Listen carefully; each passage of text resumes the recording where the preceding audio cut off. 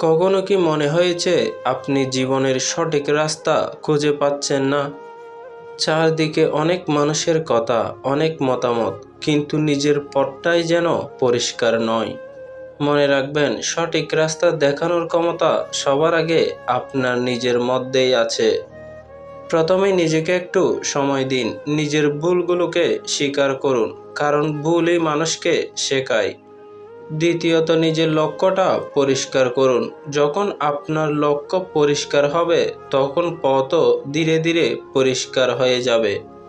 আর একটা বিষয় সবসময় মনে রাখবেন, অন্যের কথা শুনতে পারেন, কিন্তু নিজের বিবেকের কথাকে কখনো অবহেলা করবেন না। কারণ জীবনের সবচেয়ে ভালো পথ প্রদর্শক হলো আপনার নিজের মন আর বিবেক।